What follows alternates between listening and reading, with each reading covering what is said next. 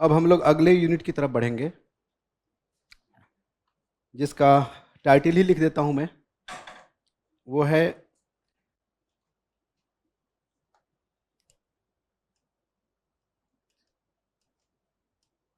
East India company का उदय।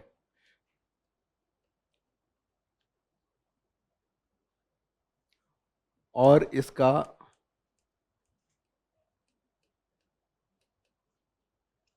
एकाधिकार।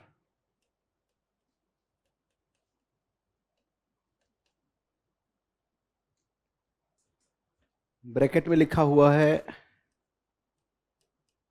आंग्ल फ्रांसीसी युद्ध, जिनको कर्नाटक युद्ध भी कहते हैं, मराठा और मैसूर युद्ध।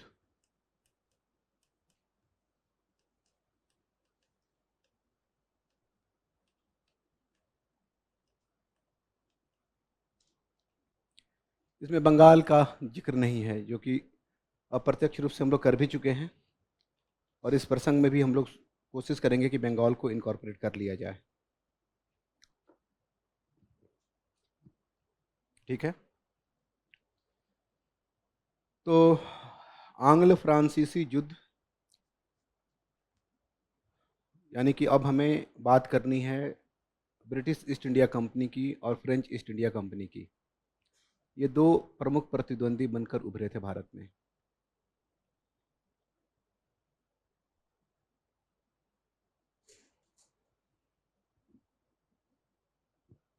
तो अंग्रेजों से कहानी शुरू करते हैं,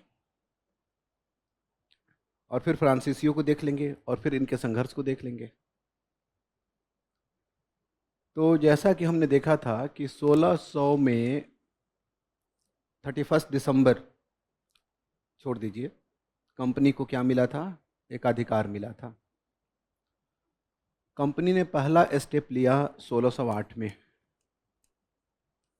जब अपने एक अधिकारी को मुगल सम्राट जहांगीर के दरबार में भेजा, जिसका नाम क्या था?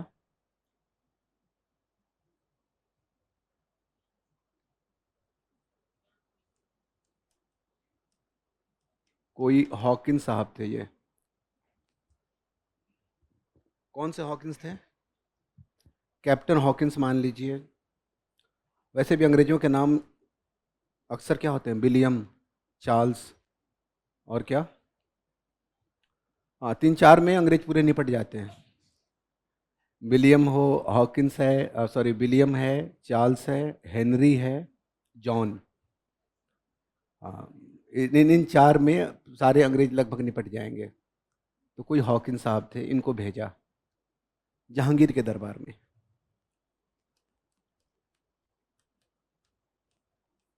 मकसद था कि ईस्ट इंडिया कंपनी को मुगल साम्राज्य में व्यापारिक केंद्र खोलने थे। इन व्यापारिक केंद्रों को फैक्ट्री कहा जाता था। यहाँ पर किसी भी तरह का निर्माण कार्य नहीं होना था। इनका गोदाम समझते हैं ना, जहाँ पर वस्तुओं का संग्रहण किया जाए और वहाँ से उनका निर्यात किया जाए।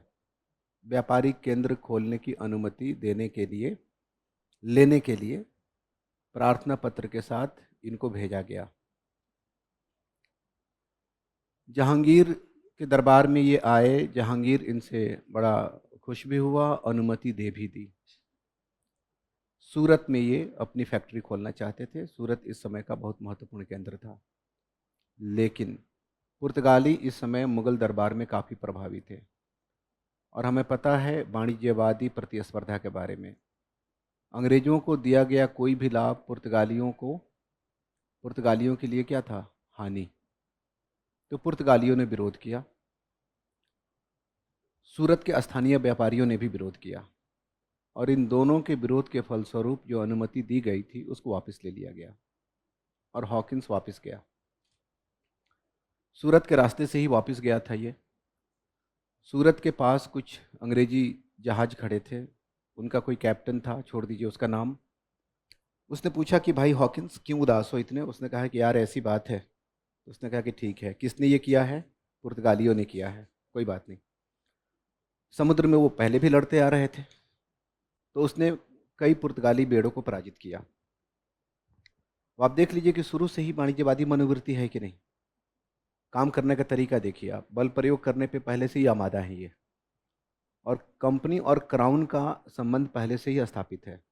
क्यों, किन परिस्थितियों में हुआ था, किन प्राथमिकताओं ने इस संबंध को सुदृढ़ किया था, उन प्राथमिकताओं की चर्चा हम लोग पहले कर चुके हैं। क्लियर। इसके अलावा सूरत पर भी बमबारी की गई, मामला बड़ा पेचीदा हो गया। तो 1608 में या 9 में क्या कंपनी ने व्यापारिक केंद्र स्थापित कर लिए थे?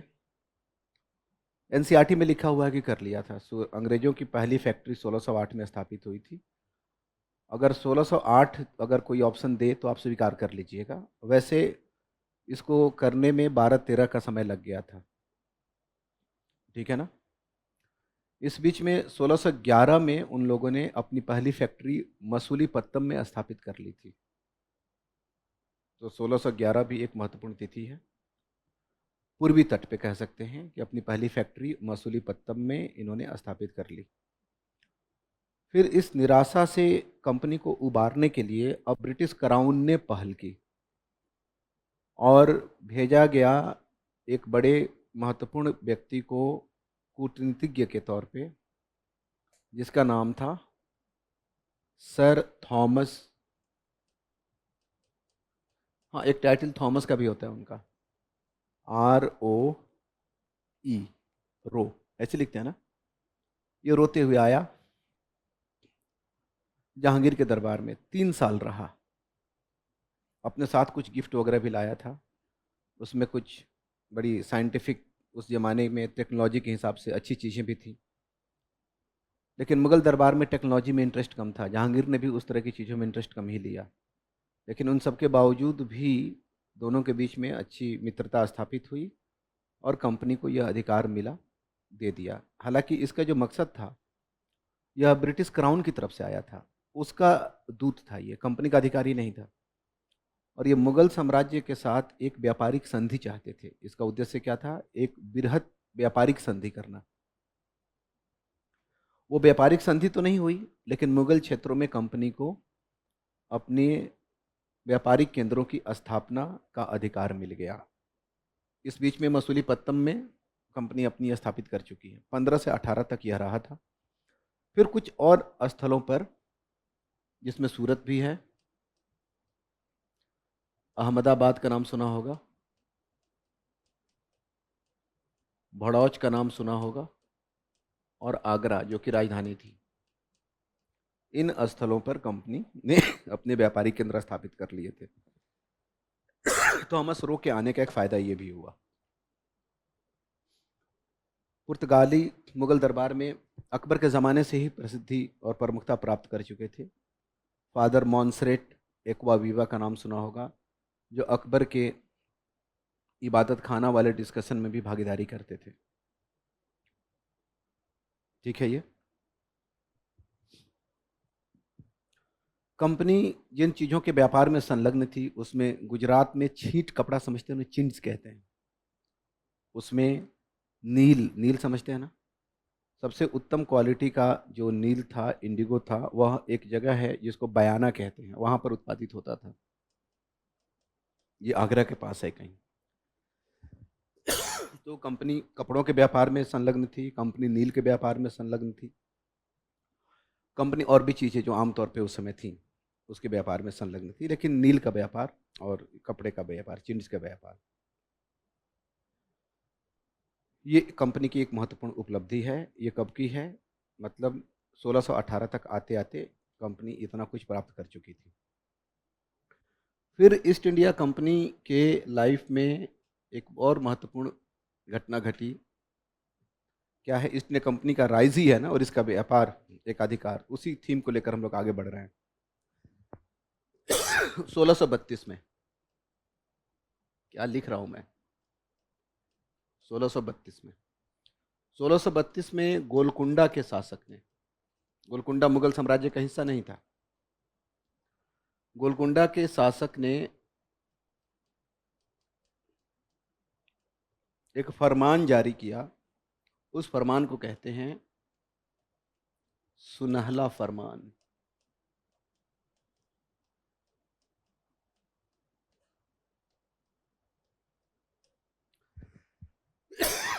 सॉरी, गोल्डन फरमान। तो अपने आप में ही सवाल बनता है कि गोल्डन फरमान किसने जारी किया था? मुगल सम्राट ने नहीं, गोलकुंडा के किसी शासक ने किया था। और इसके अंतर्गत गोलकुंडा राज्य में कंपनी को अपने व्यापारिक केंद्र स्थापित करने की अनुमति मिल गई थी। ये 1632 में हुआ। फिर 1629 में, इस बीच में कंपनी उड़ीसा वगैरह के कोस्ट पे अपना कुछ करने लगी थी, हरिहरपुर वगैरह में। लेकिन महत्वपूर्ण चीज़ों पे हम ध्यान देंगे। यहाँ पर एक कंपनी का अधिकारी था जिसका नाम था फ्रांसिस डे। और फ्रांसिस डे ने पूर्वी तट पर, कोरोमंडल तट पर, उस समय के विजयनगर के राज मतलब पतन के बाद जो राज्य उभरे थे उनमें एक था चंद्रगिरी के शासक से मद्रास प्राप्त किया। अपने आप में पूर्वी तट पर एक बहुत बड़ी उपलब्धि थी। और मद्रास पर उन्होंने एक फैक्ट्री स्थापित की, एक किला बनाया। उस किले को कहा गया फोर्ट सेंट जॉर्ज। तो पूछ सकता है फोर्ट सेंट जॉर्ज की स्थापना किसने की? और पूरब के क्षेत्रों में जो भी कंपनी की व्यापारिक केंद्र थे, यहाँ तक कि पटना के वाले, कासिम बाजार वाले, हरिहरपुर, मतलब पूरब के जितने भी थे वो सब मद्रास के अधीन डाल दिए गए। और चूंकि मद्रास बड़ा सेंटर था तो यहाँ पर प्रेसिडेंट बैठने लगा, इसलिए मद्रास प्रेसिडेंसी धीरे धीरे उभर कर सामने आने लगी। ठीक है। फिर उसके बाद 1667-68 के आसपास, इस समय तक पुर्तगालियों के साथ इनका संघर्ष जो था वह थोड़ा कम हो चुका था। यूरोप की राजनीति और भारत की राजनीति में एक तरह से देखा जाए तो अंग्रेज और पुर्तगाली कुछ मामलों में सहयोग कर रहे थे। इसी समय में यूरोप में क्या हुआ कि इंग्लैंड के राजा की शादी होती है पुर्तगाल की राजकुमारी से। पढ़ते होंगे उसका तो आप लोगों ने, क्या नाम था उसका? आयुष्मती। विवाह की बात है ना, तो आयुष्मती। हाँ, आयुष्मती क्या कैथरीन की शादी हुई चिरंजीवी किससे? जॉर्ज कोई था। हाँ, वो छोड़ दो ना, अब दूसरों की शादी में क्यों इंटरेस्ट ले रहे हो। असल मसला ये था कि बम्बई बम्बई बम्बई जो कि पुर्तगालियों के पास था इस समय, दहेज में दे दिया था इंग्लैंड के राजा को। लड़का कहीं और की, लड़की कहीं और की, शादी हो रही है कि, और दहेज कौन दे रहा है? भारतीय क्षेत्र दहेज में दिए जा रहे हैं। मतलब जिसको ऐश करनी थी ऐश कर गए। अब इंग्लैंड का राजा बेचारा क्या करता? तो उसने बम्बई को लीज पे दे दिया ईस्ट इंडिया कंपनी को। ये शादी हुई थी 63 के आसपास और बम्बई की प्राप्ति होती है 67 और 68 के आसपास। तो हमने शादी की तिथि नहीं लिखी है, बम्बई की प्राप्ति की तिथि लिखी है। ये महत्वपूर्ण है। यानी कि अब दो महत्वपूर्ण केंद्र हो गए, इधर पूरब में मद्रास और इधर बॉम्बे। धीरे धीरे बॉम्बे सूरत से आगे बढ़ गया और अब पश्चिमी तट पर सबसे प्रमुख व्यापारिक केंद्र के तौर पर उभरा। और पश्चिम की फैक्ट्रियाँ जो थी उनको इसके अधीन में कर दिया गया था। यहाँ पर भी प्रेसिडेंट बैठने लगा और यहाँ पर बॉम्बे प्रेसिडेंसी का विकास होना शुरू हुआ। फिर इस सदी के अंत तक आते आते, यानी कि इस सदी के अंत तक आते आते का मतलब क्या हो गया? तो 1700 तक आते आते एक व्यक्ति है जिसका नाम है जॉब चारनॉक। जॉब चारनॉक ने 3 गांव प्राप्त किए बंगाल में। ये बंगाल में 3 गांव जो थे, बंगाल के 3 गांव की जमींदारी प्राप्त की, जमींदारी अधिकार प्राप्त किए इसने। और ये 3 गांव थे, सूतानाती, कोलिकाता और कालीघाट भी कभी कभी, और गोविंदपुर।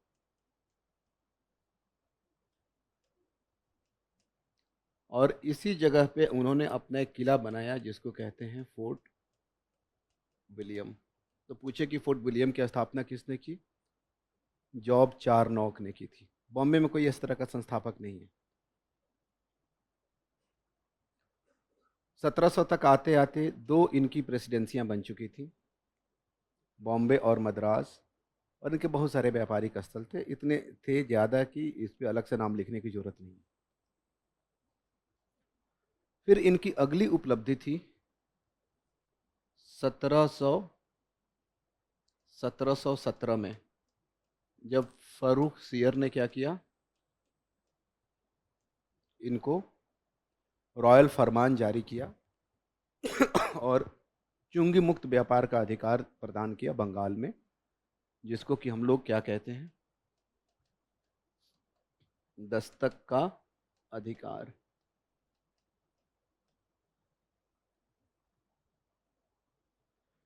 अब इसी दस्तक के अधिकार के साथ ये व्यापार करते रहे। 3 प्रेसिडेंसी इनकी बन चुकी थी, व्यापार इनका चल रहा था, वाणिज्यवादी संघर्ष भी इनका चल रहा था। अब आंग्ल फ्रांसीसी युद्ध के दौरान जो इनके दूसरे पार्टनर हैं फ्रांसीसी, अब थोड़ी बात उनकी कर ली जाए।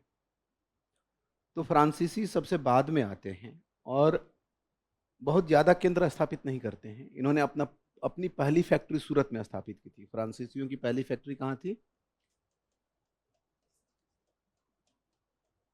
फ्रांसीसी की पहली फैक्ट्री सूरत में थी। पश्चिमी तट पर फ्रांसीसी बहुत सक्रिय नहीं रहते हैं। पश्चिमी तट पर इनका एक केंद्र था माहे, माही। नाम सुना है कभी? कैसे लिखते हैं? हे, हाँ, माहे। ये मालाबार तट पे कहीं था। इनको ज़्यादा सफलता कोरमंडल तट पे मिली, और वहाँ पर और भी मसूलीपट्टनम में भी थे, और भी जगहों पर थे, लेकिन इनको सबसे बड़ी उपलब्धि थी पौंडीचेरी। 1773 के आसपास फ्रांसिस मार्टिन, ये नाम याद रखिएगा, ने पांडिचेरी की स्थापना की थी। 1773 के आसपास की बात है ये, ठीक है। और पांडिचेरी पूर्वी तट पर इनका सबसे महत्वपूर्ण केंद्र बनकर उभरता है। न सिर्फ पूर्वी तट पर बल्कि भारत में इनका सबसे महत्वपूर्ण केंद्र बनकर उभरता है। इस बीच में ये बंगाल भी जाते हैं, और बंगाल में एक जगह है चंद्रनगर। चंद्रनगर में भी फ्रांसीसी थे, और ये चंद्रनगर और फोर्ट विलियम का संघर्ष ही था जिसमें सिराजुद्दौला को आना पड़ा था। क्लियर? इसी स्थिति में शुरुआत होती है 20 साल चलने वाले एक संघर्ष की, जो ये तय कर देता है कि अगर भारत पे किसी किसी पश्चिमी शक्ति का कंट्रोल होना है तो फ्रांसीसी नहीं होंगे बल्कि वो अंग्रेज होंगे। ये सब कैसे हुआ? इन सब को आपको वाणिज्यवादी प्रतिस्पर्धा के आलोक में ही समझना होगा, देखना होगा। इंग्लैंड में एक लड़ाई शुरू होती है जिसको कहते हैं ऑस्ट्रिया के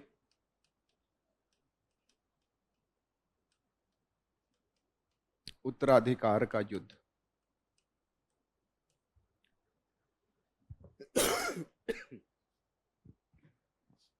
ऑस्ट्रिया के उत्तराधिकार का युद्ध ये शुरू होता है 1800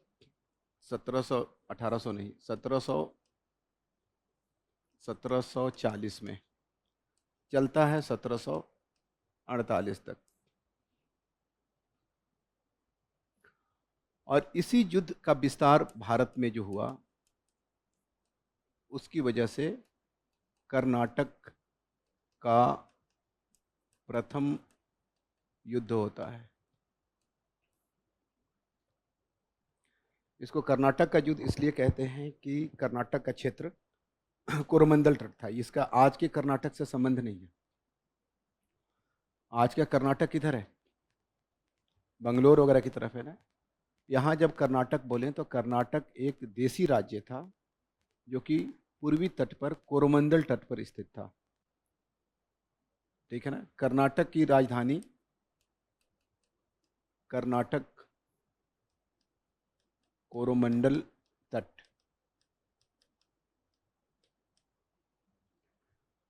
पर भारतीय राज्य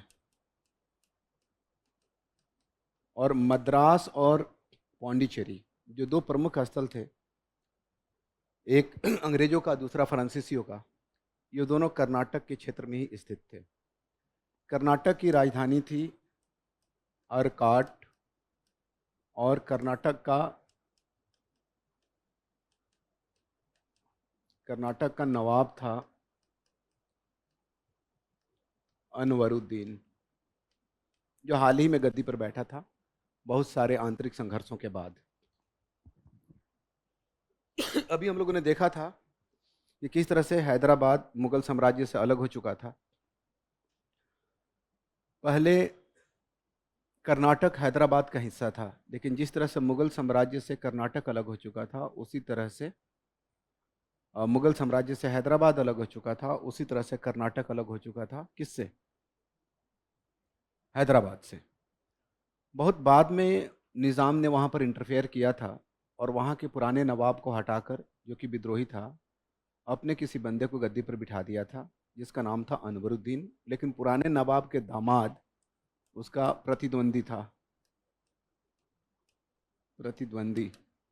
उस प्रतिद्वंदी को मराठे कैद करके लेके चले गए थे अपने पास। उसका नाम था, आप में से कोई बताएगा उसका नाम?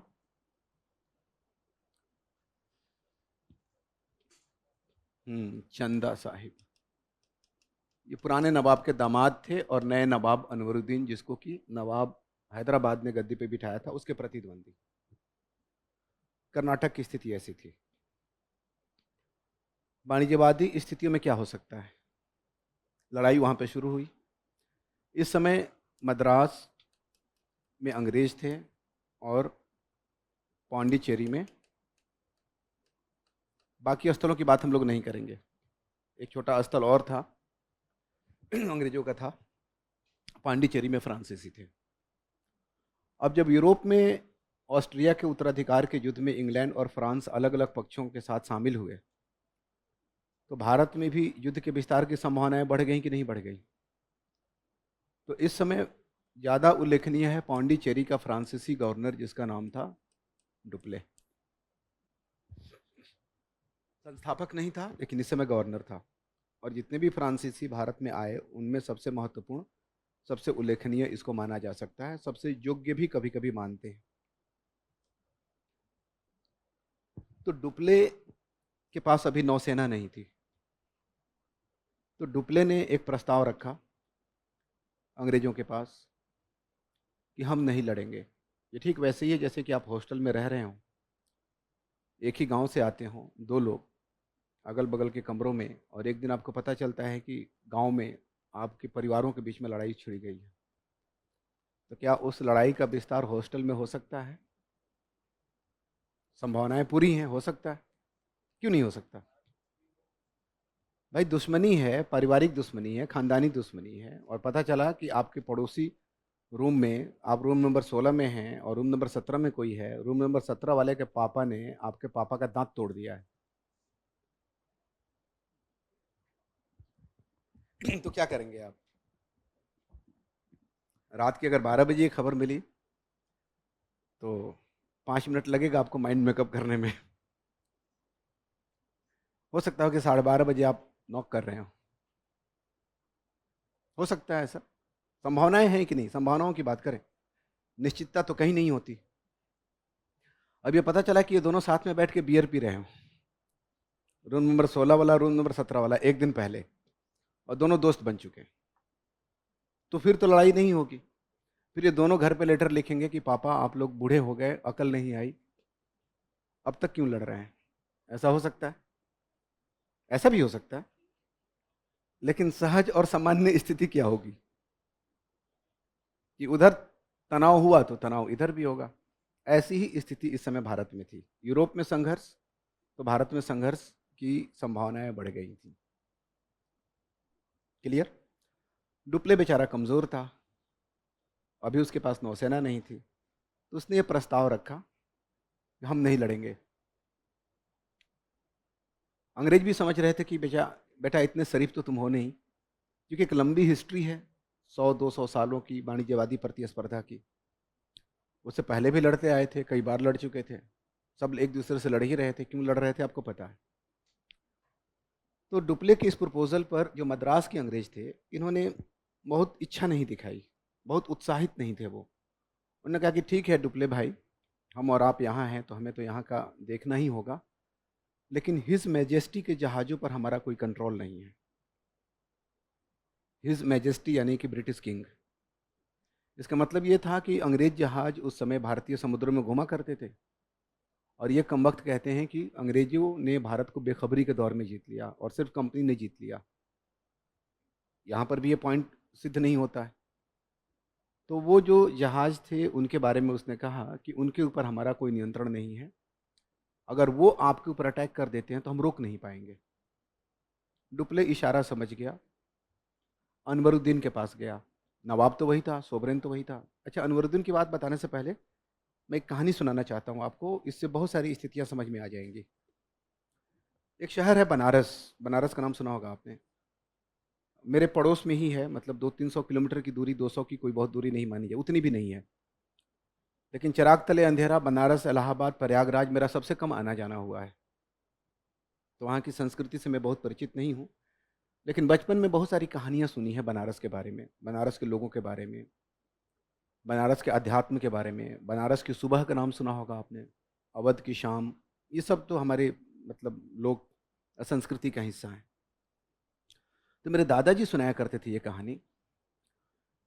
बनारस में कुत्ते बड़े मशहूर हैं, बनारस के कुत्ते मशहूर हैं। कोई बनारस का है यहाँ पे? ऐसा है क्या? मेरे दादाजी सही थे या मरने से पहले झूठ बोल गए मुझसे? आपके घर में भी 5-7 हैं? ये देखिए भाई साहब।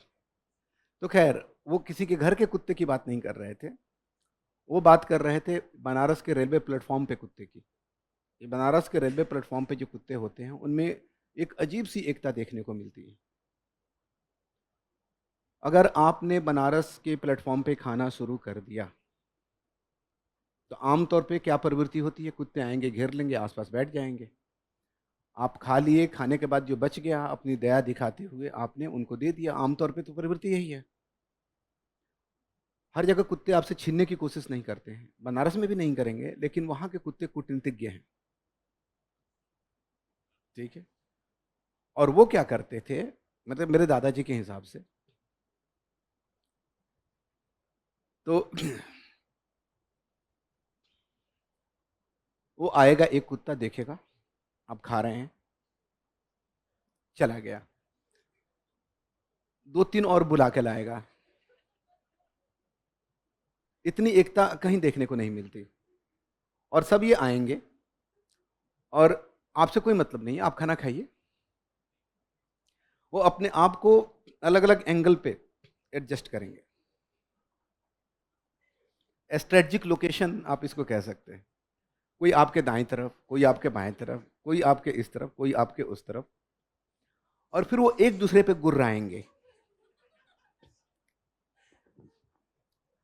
और गुर्राते गुर्राते वो लड़ना शुरू कर देंगे और एक दूसरे से लड़ने के लिए कूदेंगे तो आपके रास्ते से ही गुजरेंगे।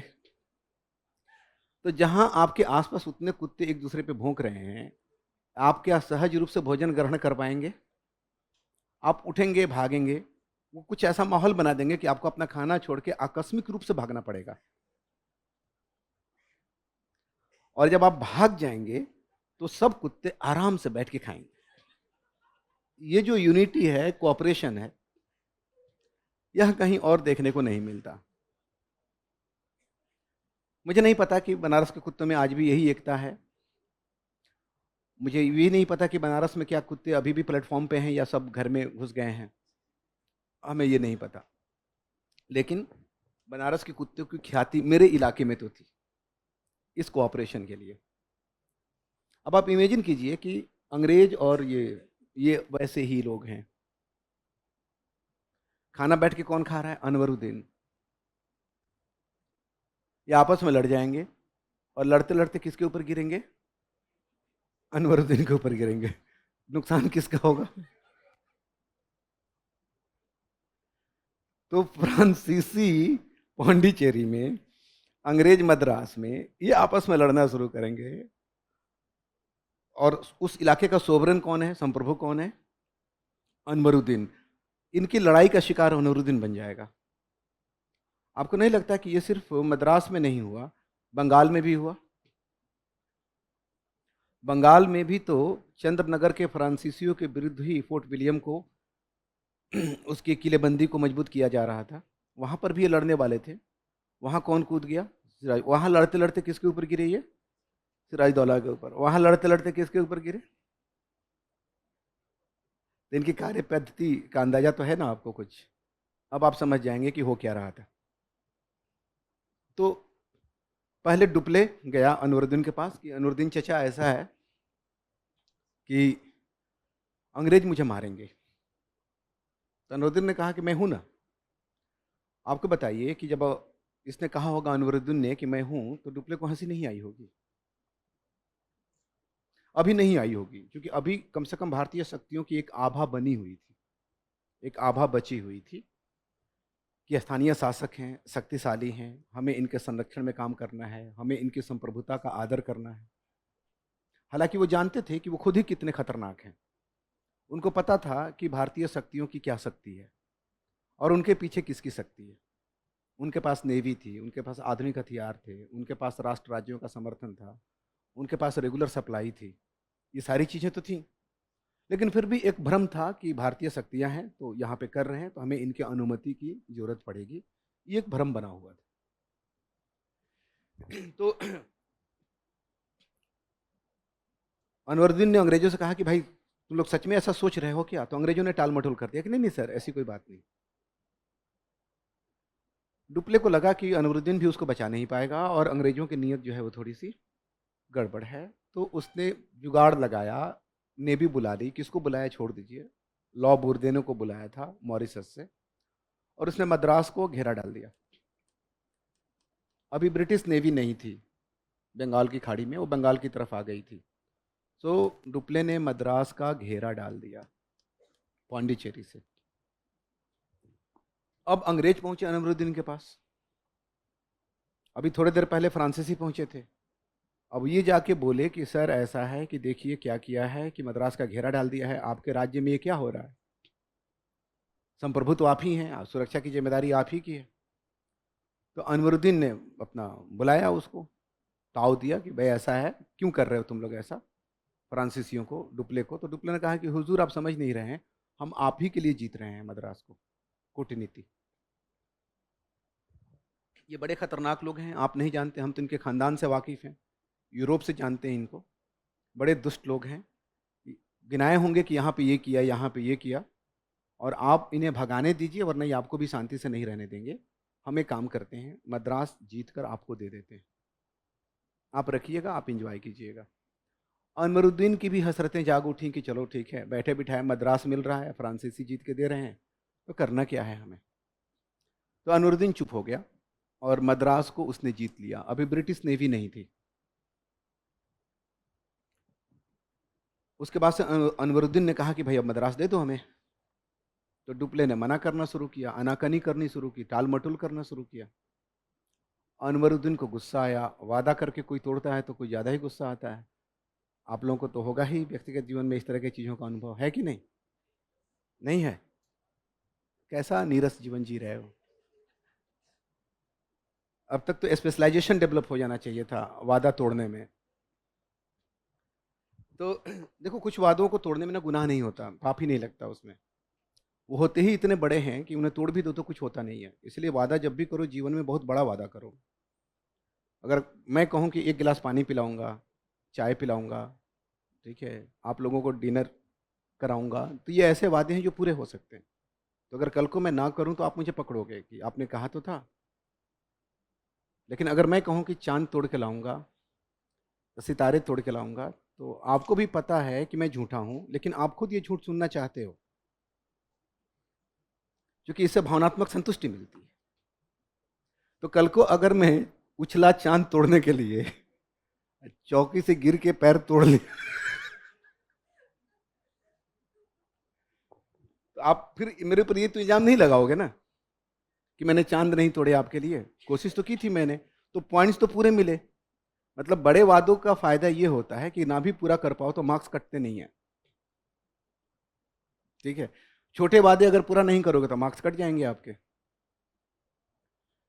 तो खैर उसने टाल मटोल करना शुरू किया। ये एक ऐसा वादा था जो पूरा कर सकता था, मद्रास समर्पित कर सकता था, वो नहीं किया। तो फिर औरंगजेब अनवरुद्दीन ने गुस्से में एक सेना भेजी, अनवरुद्दीन की सेना। इसके प्रमुख थे महफूज अली। महफूज का मतलब होता है वह जो हिफाजत से रहे, वह जो सुरक्षित हो। इस सेना में 10,000 सोल्जर्स थे। डुप्ले के खिलाफ भेज दी। डुप्ले के पास एक छोटी सी सेना थी, उसमें 1,000 से ज्यादा लोग नहीं थे, और उस छोटी सी सेना ने 1,000 डिवाइडेड, एक ने 10 को मारा, आप कह सकते हैं। बहुत बुरी तरह से पराजित किया, और महफूज खुद ही महफूज नहीं रह सके। इस लड़ाई को कहते हैं सेंट थोमे की लड़ाई। तो इस पूरे क्रम में, जिसको हम लोग फर्स्ट मराठा युद्ध, सॉरी आंग्ल फ्रांसीसी युद्ध कहते हैं, या प्रथम कर्नाटक युद्ध कहते हैं, या 20 वर्षीय युद्धों के प्रथम युद्ध में यही एक महत्वपूर्ण घटना घटती है। ये बात समझ गए कि सेंट थोमे की लड़ाई, और इसमें अनवरुद्दीन का हार जाना। पहली बार भारतीय शक्तियों की सैनिक कमजोरी इस तरह से परिलक्षित होती है। डुप्ले खुद बेचारा चौंक चौंक गया। इन लोगों से हम प्रार्थना कर रहे हैं कंसेशन के लिए, इन लोगों से हम बातें कर रहे हैं, इनको तो बहुत आसानी से हराया जा सकता है। खैर ये योजना उसने अपने दिल में रखी। अभी फिलहाल हुआ कि यूरोप में एक शांति संधि हो गई थी। वो हुई थी 1748 में, जिसको कहते हैं एक्सला शैपल शापल चैपल, अंग्रेजी में लिखते हैं CHAPPL। ये मुझे इसको ना अंग्रेजी में पढ़ने में मजा आता है, एक्सला चैपल। और यूरोप में शांति हो गई, यहाँ भी शांति हो गई। मद्रास अंग्रेजों के पास, पांडिचेरी सबके पास। लेकिन इस युद्ध में एक और घटना घटी थी कि जैसे ही ब्रिटिश सेना आ गई थी वापस, वैसे ही डुप्ले की हालत खराब हो गई थी, और अंग्रेजों ने मद्रास को न सिर्फ वापस ले लिया था, बल्कि पांडिचेरी पर भी घेरा डाल दिया था। अब डुप्ले का दिमाग यहाँ पे काम करता है दो। एक तो उसने भारतीय शासकों की सैनिक कमजोरी को परख लिया था, और दूसरा उसको अपनी नाविक कमजोरी का भी पता लग गया था। ये दो चीजें। अब उसके बाद से डुप्ले ने जो काम करना शुरू किया, उससे द्वितीय कर्नाटक युद्ध की पृष्ठभूमि तैयार होती है। कर्नाटक का दूसरा युद्ध, यह यूरोप के किसी युद्ध का विस्तार नहीं था, बल्कि भारत में ही जो परिस्थितियां विकसित हुई उसका परिणाम था। और इसमें डुप्ले की शुरुआत,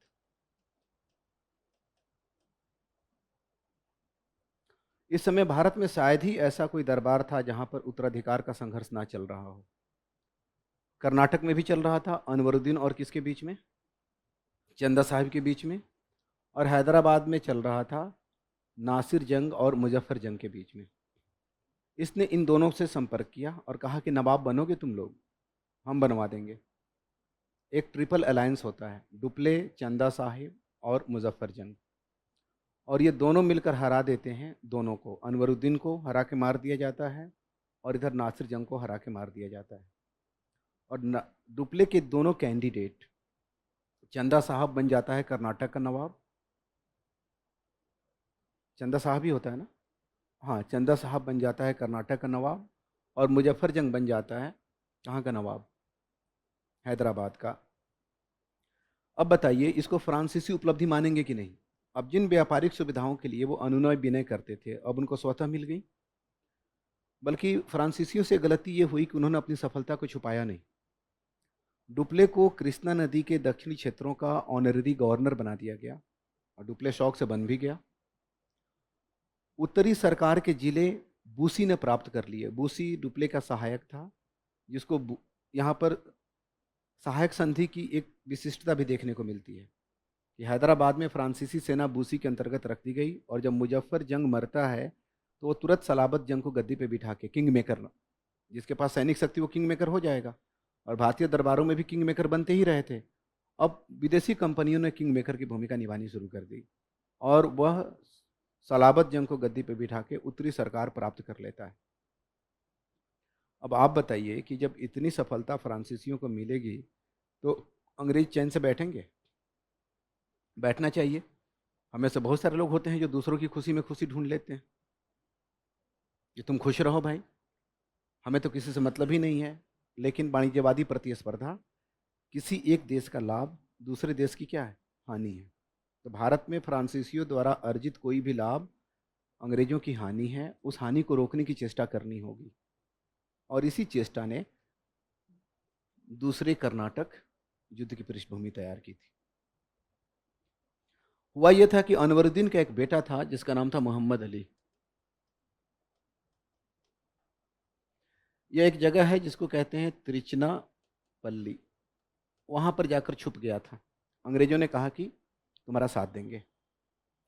इस समय मद्रास में एक क्लर्क था जिसका नाम था रॉबर्ट क्लाइव। यह एक सेना नायक के रूप में उभरता है। इसी ने योजना बनाई कि अगर पांडिचेरी पर तिरुचिनापल्ली पर प्रेशर कम करना है, क्योंकि फ्रांसीसी अभी भी घेरा डाले हुए थे मोहम्मद अली के खिलाफ, तो क्यों नहीं हम लोग सीधे आक्रमण करें किसके ऊपर, अर्काट के ऊपर, जो कि राजधानी है। और सिर्फ 200 लोगों की सहायता से उसने बहुत आसानी से अर्काट का घेरा डाला और तिरुचिनापल्ली पर दबाव कम किया।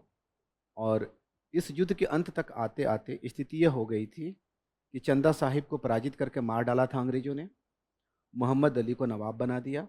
हालांकि हैदराबाद में फ्रांसीसी स्थिति अभी भी बूसी के नेतृत्व में बनी रही थी। तो भारतीय परिस्थितियों में ही यह युद्ध शुरू हुआ और भारतीय परिस्थितियों में ही यह युद्ध समाप्त हो गया। इसमें यूरोप का इंटरवेंशन नहीं है। और युद्ध की शुरुआत में डुप्ले के द्वारा किए गए प्रयासों ने भूमिका निभाई और इसकी समाप्ति पर बहुत हद तक फ्रांसीसी उपलब्धियों को रिवर्स करने में अंग्रेजों को सहायता मिल चुकी थी। कम से कम 50% मार्क्स उनका उन्होंने काट लिया था। समझ गए? अब मोहम्मद अली बैठा गद्दी पे और मोहम्मद अली ने ऐश करना शुरू किया। अक्सर ऐसा होता है। अभी एक आईपीएल का मैच हुआ था कि स्टेडियम में, फाइनल मैच, क्या नाम है उसका, चेपक। चेपक में इसने किला बनवाया, फोर्ट विलियम के पास ही है। फोर्ट विलियम नहीं, मद्रास में कौन सा फोर्ट था, फोर्ट सेंट जॉर्ज। और वहाँ पर अंग्रेज अधिकारी और वहाँ पर उनके द्वारा बनाया गया कर्नाटक का नवाब अपने नए राजमहल में। और कर्नाटक के नवाब ने ऐश का जीवन जीना शुरू किया। और ऐश कराने वाले कौन थे, अंग्रेज अधिकारी। कैसे किया? तो अक्सर जब भारत में शोषण की बात होती है तो हम लोग बंगाल से शुरू करते हैं, धन के अपहरण की बात होती है तो बंगाल से शुरू करते हैं, कर्नाटक का दुख लोग भूल जाते हैं। मोहम्मद अली को कर्ज देना शुरू किया। इसको अंग्रेजी में कहा जाता है कर्नाटक डेट्स, DEBTS। पूछ सकता है सवाल कि कर्नाटक डेट्स का रिलेशन किसके साथ है? मोहम्मद अली के साथ है। कर्ज पे कर्ज देते गए, काफ़ी ऊंचे ब्याज के दर पे, काफ़ी ऊंचे रेट पे कर्ज देते थे। मोहम्मद अली खा पी के ख़त्म। नवाब साहब और पैसा चाहिए, ले जाइए, इस बार 14%। नवाब साहब और पैसा चाहिए, ले जाइए, इस बार 16%। और नवाब साहब बेचारे अपना, उनको पता था कि राजस्व की आमदनी है ही, आज नहीं तो कल हम चुका ही देंगे। ऐसा करते करते नवाब कर्ज में डूब गया। डेट ट्रैप समझते हैं ना। और कर्नाटक के फाइनेंशियल रीस्ट्रक्चरिंग, वित्तीय पुनर्गठन के नाम पर कर्नाटक का राजस्व प्रशासन कंपनी ने अपने हाथ में ले लिया, बल्कि कंपनी के अधिकारियों ने अपने हाथ में ले लिया। ये इतना बड़ा मुद्दा था कि उस समय पार्लियामेंट में भी इस पर चर्चा होती थी, इंग्लैंड के पार्लियामेंट में। और वहाँ से स्पेशल इंस्ट्रक्शन दिए जाते थे कि नवाब को अब कोई कर्ज नहीं देगा। यहाँ पर रिजोल्यूशन पास होते थे, ऑर्डर दिए जाते थे कि नवाब को कोई कर्ज नहीं देगा। हकीकत ये थी कि नवाब को सभी कर्ज दे रहे थे। तो अभी मीटिंग हुई, गवर्नर वगैरह सब मिल के बैठे कि कोई कर्ज नहीं देगा। इससे एक भारतीय शासक जो है वो क्या है, कंगाली के दौर पे जा रहा है, प्लस हमारे लोन की भी रिकवरी हो पाएगी कि नहीं हो पाएगी, चिंता का विषय है। और मीटिंग से निकलने के बाद नवाब साहब, पैसे वैसे की ज़रूरत हो तो बताइएगा। ये ठीक वैसे ही होता था जब हाई स्कूल में हम लोग थे, तो कभी कभी मास्टरों की बहुत सेवा की है हमारी पीढ़ी ने। उनका साइकिल उठा के नाव पे चढ़ाने का काफ़ी काम किया है, कभी कभी मोटरसाइकिल भी। लेकिन मास्टर भी स्कूल में कभी कभी हमें कूट देते थे पकड़ के। तो जब वापसी में नाव पे उनकी साइकिलें चढ़ाते थे, उनको चढ़ा लेते थे, तो अक्सर वो क्या करते थे कि कुछ तो मास्टर नदी के किनारे वाले गांव के ही होते थे जिनका तैरना आता था, कुछ थोड़े दूर के होते थे। तो हम लोग नाव हिलाना शुरू करते थे नदी के बीच में ले जाके। मास्टर बिठा लिया, उसकी साइकिल चढ़ा ली और नाव हिलाना शुरू कर दिया। वो नाव हिलाने में एक कला होती थी कि बॉडी नहीं हिलेगी आपकी, वो प्रेशर कुछ इस तरह से पैरों से मैनेज किया जाता था कि नाव यूं यूं करने लगी। सब लोग एक दूसरे को मना कर रहे हैं, कौन हिला रहा है, कौन हिला रहा है, कौन हिला रहा है। कोई नहीं पहचान पाता था कि कौन हिला रहा है, और नाव हिले जा रही थी। और मास्टरों का चेहरा देखते वक्त बनता था उस समय। वो लोग डांटते भी थे, हम लोग मानते भी थे, और हम लोग एक दूसरे पे इल्जाम, मास्टर साहब हम नहीं, मास्टर साहब ये हिला रहा है, देखिए पूछिए इससे। सोचिए क्या हालत होती होगी उनकी। तो इसी तरह से कर्ज कोई नहीं दे रहा था, कर्ज किसी को देना नहीं था। और कुछ इसी तरह की डांट इंग्लैंड से भी आती थी ईस्ट इंडिया कंपनी को, खबरदार लड़ना नहीं है, लड़ना नहीं है, लड़ना नहीं है। जब लड़ जाते थे तो पूरा सपोर्ट भी था। 1784 में पिट्स इंडिया एक्ट में एक प्रावधान जोड़ा गया कि भारत में युद्ध नहीं किए जाएंगे, लेकिन जब कॉर्नवालिस करता है तो कोई रोक पाया उसको। ये सब एक ना अच्छी बातें करते रहिए ताकि आपकी एक अच्छी इमेज बनी रहे। बाकी जिसको धरातल पे चीज़ों को मैनेज करना है वो अपने हिसाब से तो कर ही लेगा। ये बात समझ गए? तो कर्नाटक डेट का संबंध किसके साथ है? इसी बीच में क्या हुआ कि चीजें इसी तरह से चल रही थी। 1756 एक नया युद्ध यूरोप में शुरू होता है जिसको कहते हैं सप्तवर्षीय युद्ध। 1763 तक चलता है। और जैसे ही यूरोप में युद्ध हुआ, इंडिया में दोनों पक्षों ने तैयारी शुरू कर दी। और उसी तैयारी का हिस्सा था फोर्ट विलियम का दुर्गीकरण करना, जिसका विरोध सिराजुद्दौला ने किया, जिसकी वजह से बंगाल में नवाब के विरुद्ध पलासी का युद्ध छेड़ा गया। यानी कि पलासी के युद्ध की व्याख्या भी सप्तवर्षीय युद्ध द्वारा उत्पन्न परिस्थितियों के आधार पर की जा सकती है। अगर सिर्फ आप स्थानीय मुद्दों पर ध्यान देंगे कि सिराजुद्दौला कंपनी को पसंद नहीं करता था और कंपनी सिराजुद्दौला को पसंद नहीं करती थी, तो एक तरफ हमें ये मिलता है, तो ये सब बहुत ओछी व्याख्याएं होंगी, बहुत छोटी व्याख्याएं होंगी।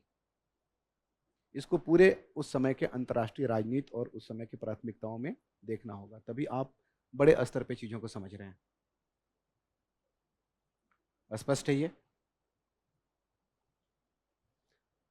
इससे पहले कि तीसरी लड़ाई शुरू हो, अंग्रेजों ने बंगाल को जीत लिया और बंगाल के संसाधनों का प्रयोग किया।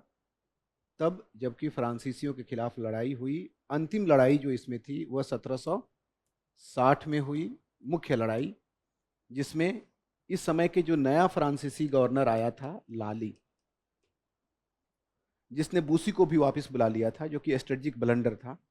लाली को सर आयर कूट ने ठीक से कूट दिया। कूटना एक हिंदी का शब्द है, जब पिटाई बढ़ जाती है तो कुटाई हो जाती है। तो वांडीवास की लड़ाई कहते हैं इसको। लड़ाई का नाम क्या है? वांडीवास। और यह कि बंगाल के साधनों का प्रयोग किया गया इसमें,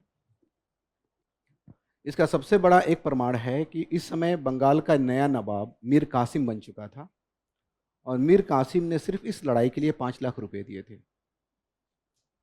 तो बंगाल के संसाधनों के प्रयोग से ईस्ट इंडिया कंपनी की ऐसी मजबूत स्थिति हो गई थी कि अब उसे भारत में पराजित करना कठिन था। और इस लड़ाई में अंततः 1763 में पेरिस में एक संधि होती है और पेरिस की संधि के माध्यम से शांति स्थापित होती है विजित क्षेत्र वापस कर दिए जाते हैं।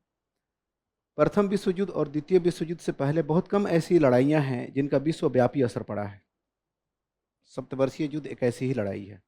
इसने भारतीय इतिहास को प्रभावित किया, यूरोप के इतिहास को प्रभावित किया और अमेरिका के इतिहास को भी प्रभावित किया। फ्रांसीसी अमेरिका से भी हट जाते हैं, जिससे कि अमेरिकी स्वतंत्रता संघर्ष की पृष्ठभूमि तैयार होती है।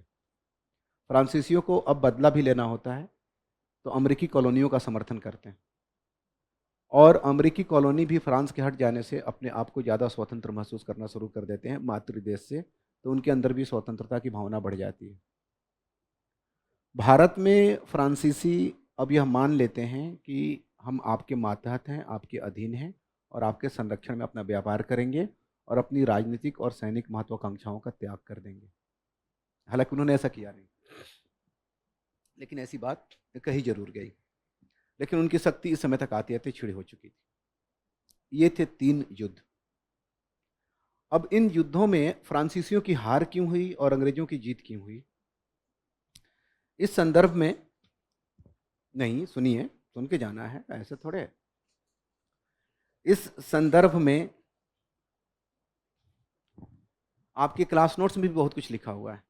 फ्रांसीसियों के पराजय के कारण देखा है ना आपने, उनकी जीत के कारण नहीं देखा है, कोई बात नहीं, देखिएगा तो आपको दिख जाएगा। कभी नहीं भी देखिएगा तो मेरा तो काम ही है आपको सुना देना उसमें जो लिखा हुआ है।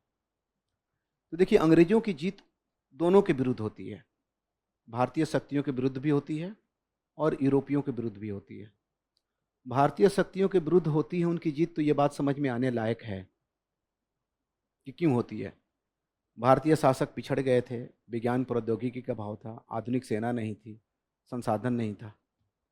लेकिन अंग्रेज अपने यूरोपीय प्रतिद्वंदियों के विरुद्ध भी क्यों सफल रहे? इसमें या तो उनके कुछ सापेक्षिक लाभ थे या उनके प्रतिद्वंदियों की कुछ ऐसी बातें थीं जिनका लाभ उनको मिला, उनकी कमजोरियां थीं जिनका लाभ उनको मिला। इसकी शुरुआत फ्रांसीसी पराजय की व्याख्या के साथ ही होती है। कभी कभी डुप्ले को दोष दिया जाता है कि बहुत महत्वाकांक्षी था और अपनी योग्यता पर कुछ अधिक ही भरोसा करता था, अपने अधिकारियों को बड़े अपमानित तरीके से ट्रीट करता था, अपने सीनियर्स को भी वो सारी चीज़ों की इन्फॉर्मेशन नहीं देता था और उसके माइंड में जो था वो वही जानता था, तो उसको बाकी लोग सहयोग नहीं कर पाए। यह भी माना जाता है कि ईस्ट इंडिया कंपनी एक निजी कंपनी थी, जबकि फ्रांसीसी ईस्ट इंडिया कंपनी एक सरकारी उपक्रम था और उस समय के फ्रांस के सरकार में करप्शन काफ़ी बड़े लेवल पे था। थोड़े ही दिनों में वहाँ पर क्रांति होने वाली थी, फ्रांसीसी क्रांति 1789। इस तरह से बातें कही जाती हैं। तो ये तो 2 सामने दिख गए। अब उसके बाद से कुछ ऐसे विद्वान हैं जिन्होंने कहा कि बात डुप्ले की नहीं है। इस पे सवाल भी पूछे जाते हैं, 2-3 सवाल तो पूछे ही जाते हैं। अगर कोई भी होता तो भी हार जाता। 2 यूरोप के इतिहास के बड़े विजेता माने गए हैं, एक सिकंदर महान प्राचीन यूरोप में और एक नेपोलियन आधुनिक यूरोप में।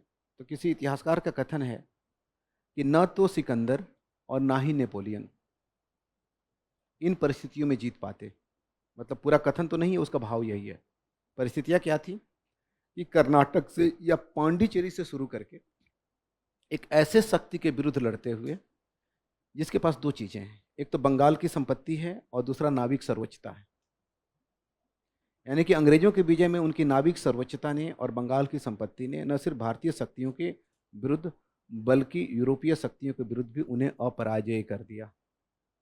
इसके अलावा उन्हें अधिक सैनिक अनुशासन, अधिक योग्य कमांडर, एक अधिक उदार राजनीतिक व्यवस्था, एक अधिक उन्नत वाणिज्यिक स्थिति, संपत्ति, तकनीक, ये सारी चीज़ें थीं जो कि उनके विजय को सुनिश्चित करती हैं। इसके साथ ही आंग्ल फ्रांसीसी संघर्ष समाप्त होता है। क्लास भी समाप्त कर ही लेते हैं, नहीं तो खाना नहीं मिलेगा। तो अब देखिए, इस यूनिट में हम लोगों ने क्या किया? इस यूनिट में हम लोगों ने आंग्ल फ्रांसीसी दोनों कंपनियों के संक्षिप्त इतिहास की चर्चा करते हुए इनके युद्ध और इनके युद्ध की परिस्थितियों और उसके निहितार्थों की बात की है। ऐसा कहा जाता है कि अंग्रेजों ने यह गलती उत्तर भारत में नहीं दोहराई, क्योंकि उत्तर भारत में उन्होंने अपनी सफलता को छुपा के रखा, फ्रांसीसियों की तरह उसका ढिढोरा नहीं पीटा। इसलिए कि इसका मतलब क्या होता कि प्रतिस्पर्धा बढ़ जाती और विरोधियों का ध्यान आपकी ओर आकर्षित होता। यानी कि दक्षिण के फ्रांसीसी अनुभवों ने उत्तर के अंग्रेजी उपायों को प्रभावित किया। कुछ ऐसे भी प्रश्न हो सकते हैं। और बात सिर्फ डुप्ले की नहीं थी, बात परिस्थितियों की थी। इंग्लैंड को कुछ ऐसे लाभ थे जो भारतीयों को तो प्राप्त नहीं थे, उसके यूरोपीय प्रतिस्पर्धा करने वाले शक्तियों को भी प्राप्त नहीं थे। ठीक है ना? यहाँ से समाप्त होता है ये यूनिट। अगले यूनिट में हम लोग भारतीय कुछ शक्तियों के साथ इनके संघर्षों की बात करते हुए हम लोग बढ़ जाएंगे अगले यूनिट की तरफ, जिसमें हम लोग देखेंगे कि ईस्ट इंडिया कंपनी के शासन का सुदृढ़ीकरण कैसे हुआ, विजय और सुदृढ़ीकरण कैसे हुआ। यानी कि इस तरह की चीज़ें, regulating act, Pitt's India act, charter acts इत्यादि इत्यादि की बात करेंगे, राजस्व व्यवस्था की बात करेंगे। कल की क्लास में ऐसी टॉपिक्स की बात करेंगे और फिर उसके बाद की क्लासेस में हम लोग बात करेंगे भारतीय प्रतिक्रिया की और उसमें राष्ट्रीय आंदोलन की। ठीक है, चलिए, धन्यवाद आप सबका। Good night.